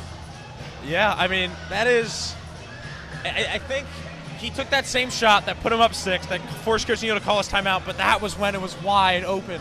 Yep. And so you were looking for better. Even if you do have to take that shot, you do it at the end of the shot clock. 12 seconds is enough time to get a great play set up. Also, I think it's ironic, Coach Neal having a timeout ready for when Troy Chinch gets the ball in the corner. One that he did not have against Loyal on Friday. I'm just saying. Yep. I think Coach Neal saved his timeout earlier when he could have called it, I think, on the comeback trail to kind of set up another play. It's like, nope, I got to have something for when Troy Chinch gets the ball in the corner and needs help. So here it is. Johnson, seconds, one play, brings the ball up. Here we go. Under 8, under 5 seconds. Johnson driving in. Euro blocked. No call, nothing. What a huge block by Robert Fields to keep this game alive for McDonogh and send it to double overtime. So I guess we'll go another round. I mean, hey, we can keep going. We'll go all night. It's okay. Do the players get tired? I mean, surely this is exhausting. I think the only thing these teams need to worry about now is foul trouble. This second half was very foul heavy. First half, neither team was in foul trouble. None of the teams even made it to the bonus. And now both teams obviously in double bonus with an extra 4 minutes added on to the second half. Dude, this game, oh my gosh, could be so many different ways right now. The momentum shifts, man.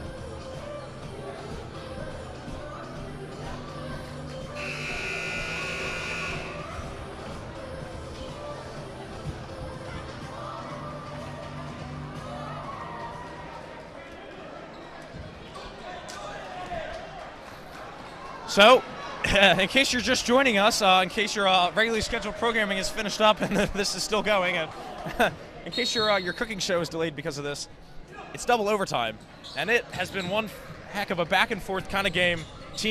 Both teams looking like they should have had this game wrapped up at one point or another, but we're still going. Second overtime, basically the end of the second half of a fifth quarter starting right now, and every basket is going to make your heart move a long way. Every possession is so important. Every basket, every look is so important. Low scoring. And here's a shot, and Fields, Robert Fields with a huge 3. Yeah, every shot is big. That's a big one. How do you make that under that much pressure? I'll never know. But credit to the guys who can provide the excitement and the entertainment under this sort of stress. It's incredible. I mean, both big mans with triples tonight. Bazell in a little bit of trouble now in the corner. 10 seconds for Bazell. Bazell has to create. Everyone's on the other side. Fall away 2, no good. McDonogh up again. They're starting this overtime just like they did the last one, aren't they? Yeah, I mean, that's not a good look. And it was great defense by Paul Swinson. And a little layup. And the timeout called by McDonogh. And the layup by Copland. And McDonogh up early in the first minute and 11 seconds. Up 5, just in the snap of a finger. So, I mean, Caverdall just needs to tighten up on defense. He's been struggling all night with it. This has to be, from a neutral perspective, one of the best games we've done all year. It's probably Caverdall soccer won way too easily half the time. Come on now. there was a couple good games that we've called Concordia, with overtime, soccer. the posting in from Flynn. I don't know. I mean, yes, that was senior night, right? Yes. Yeah. Senior afternoon. Yeah. Senior afternoon, yeah. Because of football, but yeah. I mean, we've had a couple of good games of soccer. One that comes to mind is any game we've played John Carroll. Yeah, any game. Insert game here. Right. John Carroll, you can just boom. It's a good game, high scoring game by one side and one side only. So now, trying to get somewhat back to the game. If you're McDonogh mentally, are you thinking like, we blew this lead last time? I mean, how do you not think about that? Johnson gets the space, the 3. Man. Both halves of the rim. Down 5 without the ball. This is just about as bad as any situation's been all night. McDonogh should be in no rush at all. Oh, Tug with a steal. Oh, my goodness. What a poke by Tug. Gotta use this. Gotta be careful with the ball. Johnson underneath. Can he draw the foul? Gets the basket at least. The lead is 3. And, man, another plot twist. Caverdall might be back in this overtime. And Bazell has run into the screen. It's a 5-on-4. He's got to get up, get back. Fields, no good. His rebound, he dropped it. Gets the ball back, a foul, but, I mean, if anything, it just helps Bazell get back on the court. Yeah. He crashed into Fields. Yeah, great help side defense by Crawford and Johnson to slide over. And Bazell can't be feeling too hot after that. Dude, I didn't even think about this. The scoreboard literally says it's the 6th period. They don't have 2 OT on there. It just says there's only one slot for it, so it makes sense. The sixth period, it makes sense. Wild, man. Wild. It's like and that one just barely finds the front of the rim, and a free throw for Fields. Up 4, 2 minutes to go. This sounds familiar.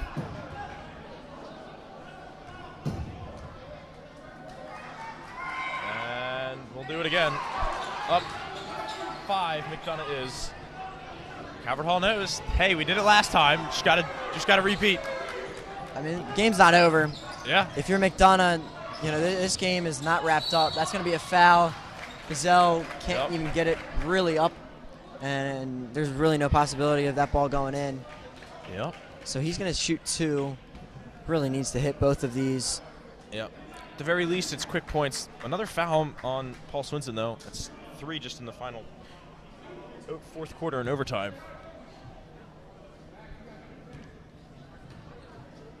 Bazell got it. It's silent. That's unbelievable. So everyone's starting to get points now. This is becoming a high-scoring game, not per quarter, but just overall. I mean, this is a normal scoring game. I mean, that Bazell hitting both of them, but a lucky 21 points on the night for him. I mean, like Caverdall and their loss against Loyola in full time back last Friday, that game was 45-46. Yeah. So this is a very low scoring game, as we've seen. Nothing on offense for either teams. And Swinson getting inside, gets it to go. Tough bucket for Paul Swinson. Incredible. Yeah, now it's got to be score. Bazell the 3. Bazell, that's off, but an offensive rebound. Kind of had to have that. Crawford's lost it. Out of bounds, maybe? No, they give it to McDonogh.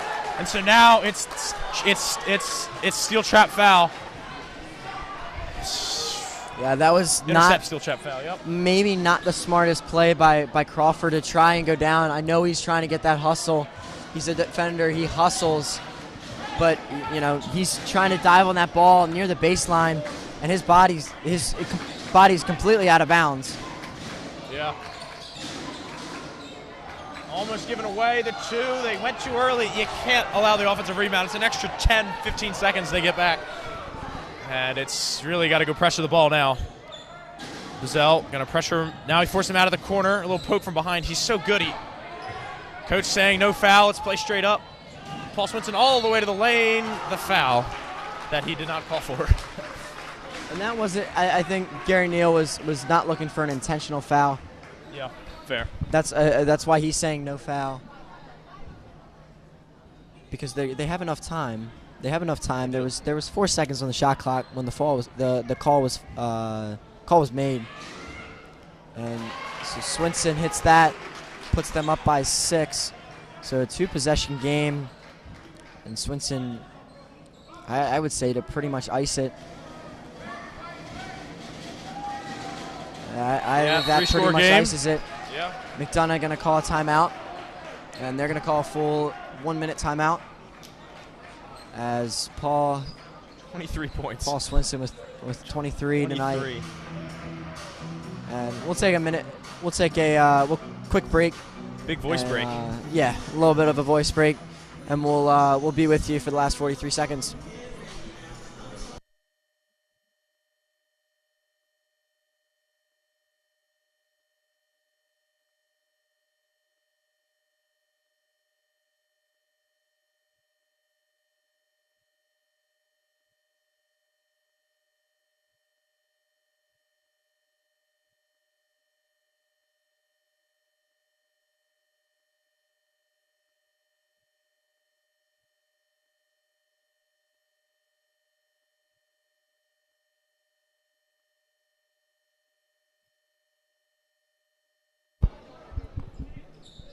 I think Coach Neal's aged a few years tonight as he looks out on this team. He's down 7.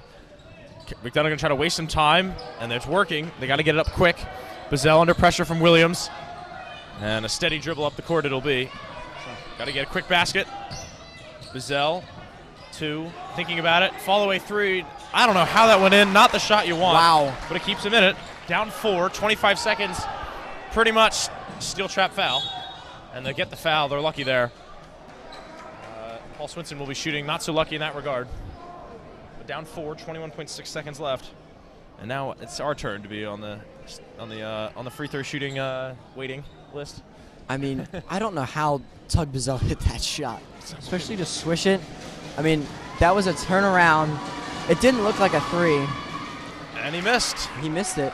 It didn't look like a 3. I thought his foot was on the line. It's amazing what you can do backed up against your own wall, isn't it? Yeah, that was like. I would like to see him shoot that 10 more times. Yeah. I don't think he'd hit. I think he'd maybe make 1. And Swinson hits, misses it. If they hurry, they're very much in this. It's still a 2-possession game. That's a foul, and so Buzzell can shoot. And it's a very good. That's a good foul. There's 16 seconds left, so you're up by 4. It's a good foul because he only has 2 shots. And he has to hit this first one. If he doesn't hit the first one, then it's like, looking iffy. He might purposely miss the second one. I'm not sure. Yeah, I don't think Coach Neal's about that brand of trickery. I think he hits this. You go down 2, foul, and hope they miss. He hits it. There he goes. So now Gary Neal will call a timeout. Yeah, a little bing bong action there. Bounces in the rim both times before going in. Down by 2 somehow. They should not be here, right? No, this is. I don't understand how this game is in reach for Cabot Hall. Down by 7 with less than a minute, and now only down by 2. He's got 24 points now, man. Buzzell and why am I blanking? Paul Swinson going toe to toe right now. I think they've combined for 45 points. Yeah, and I talked to talking to Coach Flannery. He said these two, Mathani, Paul Swinson, and Tug Buzzell went at it in their first matchup this year. That was the and he told me that was the big matchup to look for, and we've seen it tonight. Both guys, you're going toe to toe, so competitive. Really been pushing each other. But see, what makes incredible games special is that they don't always turn out in your favor. But wouldn't this be a nice one? They can somehow steal, trap, foul if they have to, get the ball back somehow with a chance to win. Oh, nice. It's the football play. Can they get it in? Yes. Gonna have to foul. And Mimaros getting the foul. It's going to save a few seconds. Still 13 of them left. I think the clock operator might have been a bit favorable to the Calvert Hall side. I don't think that play only... I don't know. We'll see. I mean, it did seem... 3 seconds is a long time. Fair. Fair. All right. So Marcus Williams at the line. He is 0 for 0 tonight. 7 points overall. And that is a lot of noise generated by some young boys over there. Williams, no good. And to my stat sheet that I was sent by the coach, he's a 75% free throw shooter. And I don't think he gets to the line too much. I don't know when this spreadsheet was last updated. It says he has 4 attempts this season, which doesn't make sense. I can't hear anything, but I just know that he just missed 2, and the kids had to have something to do with it. Timeout, coach. Caldwell the rebound. Troy Tinch just subbed into the game. Is he going for the 1-2, actually just the 1 knockout punch? Is this a play for Troy Tinch? I don't know. But I'm considering it. Calvert Hall now, really, it's in their hands to at least extend it. This is all Calvert Hall. If Calvert Hall can somehow find a way to tie it up, or they just need to make a shot. If you make the shot, and honestly, basketball. If I was McDonogh, I would be considering possibly fouling. If the ball gets into the hands of maybe like Jonah or somebody, but if the ball's in the hands of Tug or Brendan or Troy, no sense in fouling. Put him to the line and put in that pressure to make 2 free throws to tie the game up. But McDonogh hasn't been shooting the ball well at all from the line tonight. It's been terrible. However the next 11 seconds goes, the losing team is going to be so devastated. One team says, hey, we were up the whole game, up in both of the overtimes, blew both the leads. And if you're Calvert Hall, you say, hey, we fought really hard to be here. So we'll see how this turns out. The inbound to Biggers. Biggers has open court to run. Gets it to Crawford. Crawford the drive. Gets it. Crawford gets it to go. Timeout. Timeout. There's still time. But a 7-point lead just got blown with a minute to go. How much else? What other nonsense can happen tonight? I don't know. And commentators' curse went the opposite way that it normally does. When we have commentated soccer games, commentators' curse, we do it all the time. The commentators' curse is horrible when Drags and I have done soccer games. Tonight, I just put the commentators' curse on McDonogh.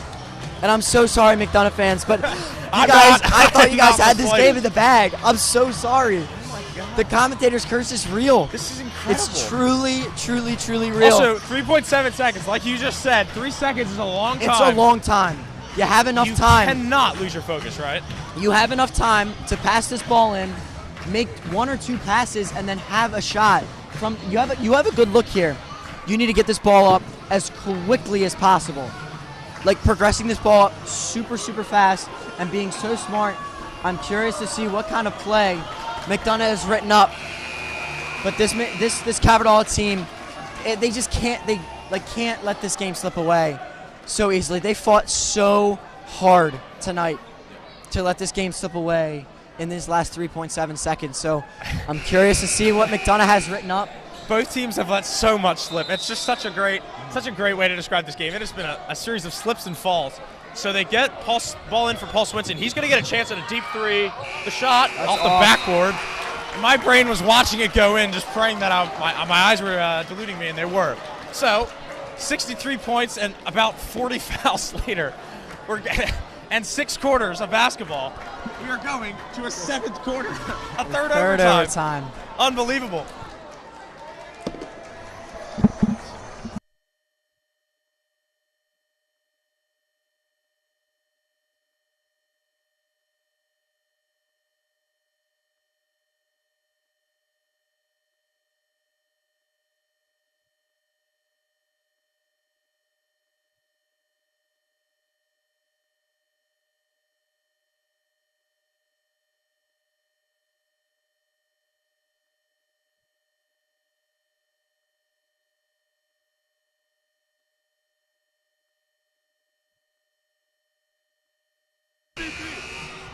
And we are back. I feel like I've said that too often and too many times tonight, but we are now in our 4th tip-off of the evening at the Center really? Cardinal. Oh This my is the God. fourth Yeah. tip-off.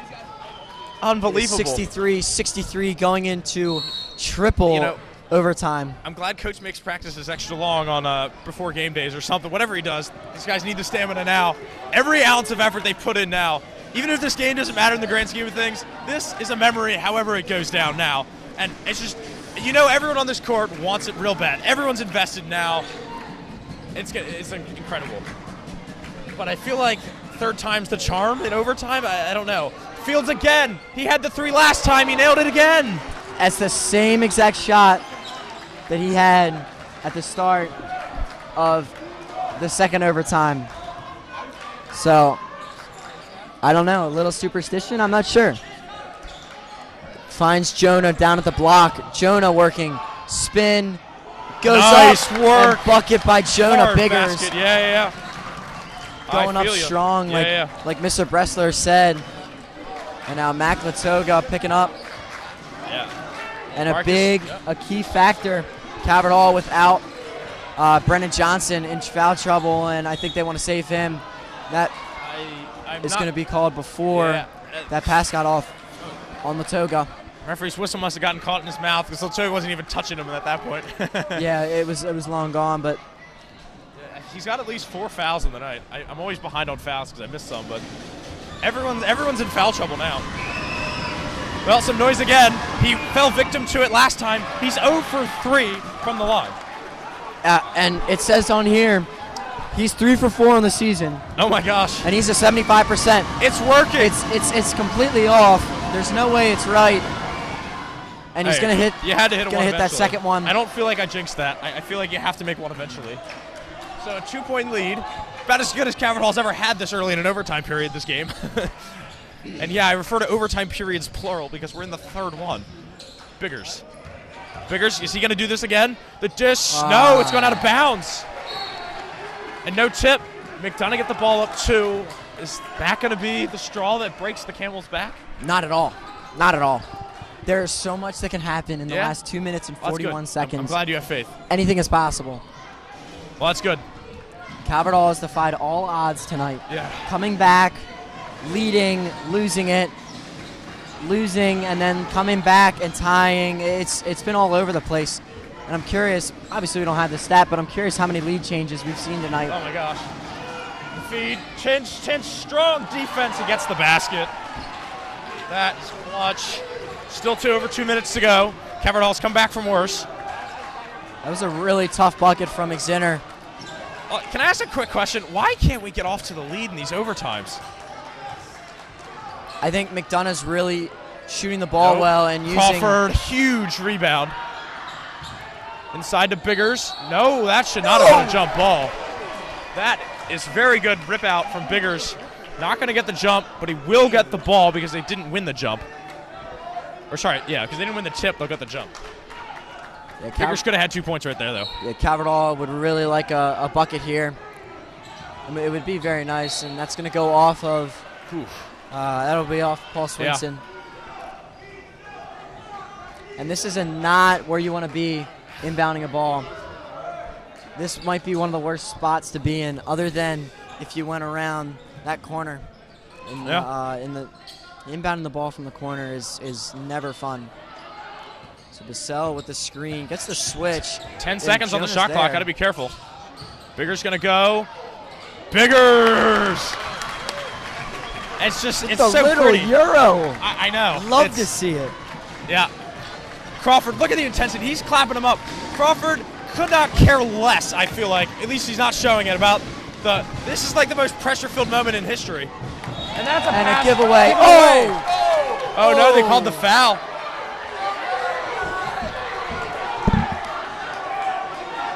So they called the foul on Troy. He did have 2 hands on him. And I can understand the call.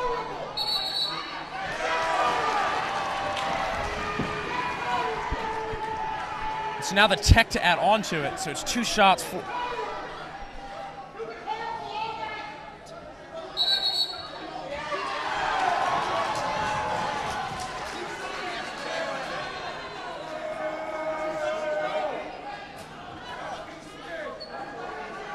So the double technical means Coach Neal's out of the game. So McDonogh gets to shoot a lot of free throws. Yeah. And that changes the course of the game a little bit. Yeah, so I think it's 1 free throw per tech, I believe. So they'll get at least 4 free throws here. They'll get 2. Well, they'll get 2 free throws for the foul. I'm running out of space on the stat sheet for all this. And look, it's a lot of free throws to ask them to miss. It's a lot of free throws to ask them to miss. They're going to be down a lot after this is done, but they're just going to let him keep shooting. I mean, it's sorry. It's 2 free throws per tech. I'm sorry about that. Plus the foul. The foul was 2 shots. Yeah, but that you're right. adds on to it.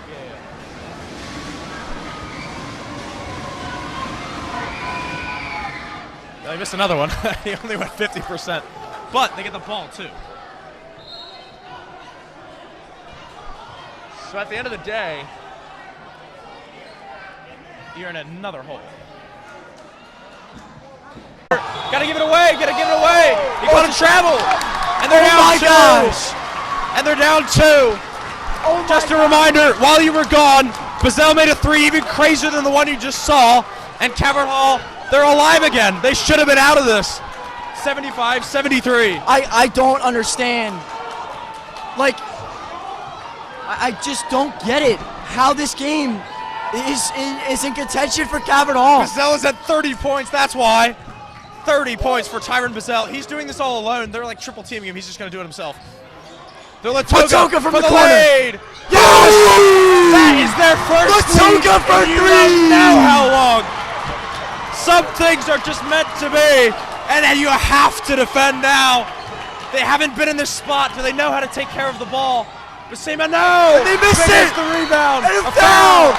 They're up Jonah 1. going to the line 11 for 2. seconds. They've got to do this right. Oh my God! Oh my God!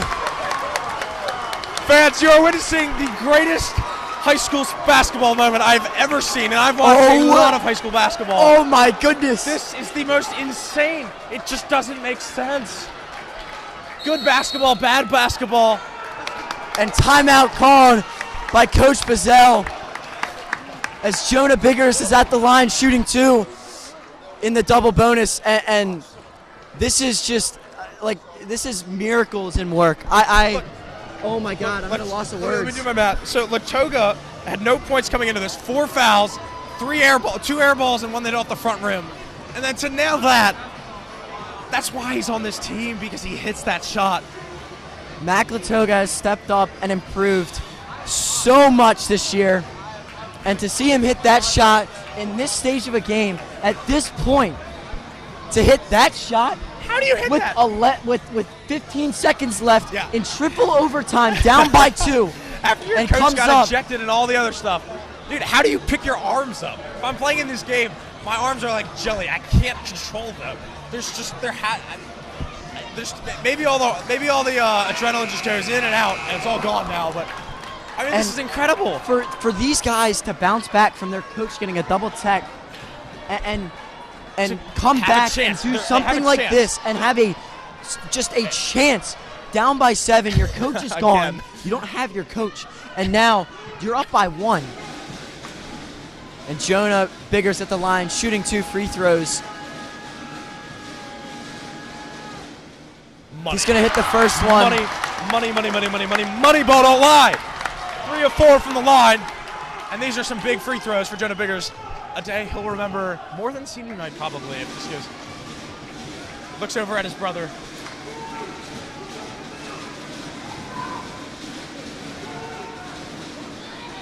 Uses all the 10 seconds. Doesn't get it. They've got to play defense. A 3 could end the game. A 3 could tear this whole thing down.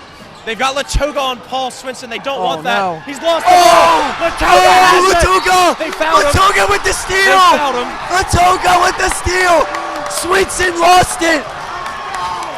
Guarding the last guy you want defending him. Oh my goodness! That's how you complete the miracle.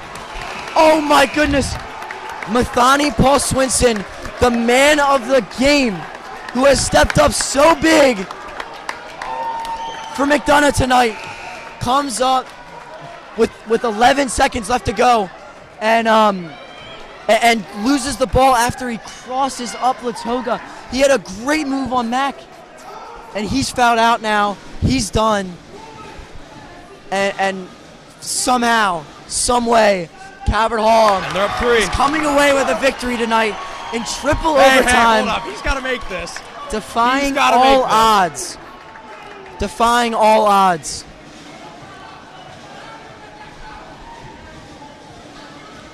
Latoga Doesn't misses get it. Timeout. and they're going to call a timeout. But they can still get an inbounded shot, but it's going to take a half-court shot.